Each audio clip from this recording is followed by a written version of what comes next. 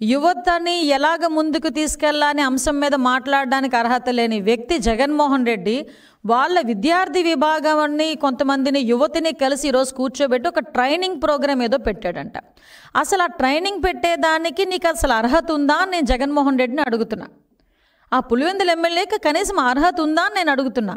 ఎందుకంటే నీ విద్యార్థి విభాగం నాయకుడు కొండారెడ్డి వైజాగ్లో ఏయూలో ఎంబీఏ చేస్తూ ఈ డ్రగ్స్ని దాందాగా చేస్తూ మొన్న ఈగల్కి టాస్క్ ఫోర్స్ డిపార్ట్మెంట్కి పట్టుబడిన సంగతి జగన్మోహన్ రెడ్డికి తెలీదా? అక్కడ కూర్చున్న మీ విద్యార్థి విభాగం నాయకుడు మీ నాయకుల తాలూకా ప్రోద్బలంతో మీ నాయకుల తాలూకా ప్రోత్సాహకాలతో వాళ్ళకి డ్రగ్స్లకి బానిసలను చేసి వాళ్ళ జీవితాన్ని ఛిద్రం చేసి నాశనం చేస్తూ ఉంటే కూర్చొని వాళ్ళకి పనిష్మెంట్ ఇవ్వడం పోయి వాళ్ళతో కూర్చొని మీటింగ్లు పెట్టుకునే పొజిషన్కి వచ్చావంటే నీకు అసలు సిగ్గుందా?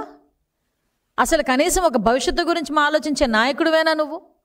కనీసం ఈ రోజు వరకు కొండారెడ్డి అనే వ్యక్తి మీద నువ్వు ఎందుకు కనీసం దాని మీద చర్యలు తీసుకోలేదు? విశాఖపట్నాన్ని ఆ రోజు రాజధానిగా చేస్తానన్నావు. దేనికి రాజధానిగా చేస్తానన్నావు?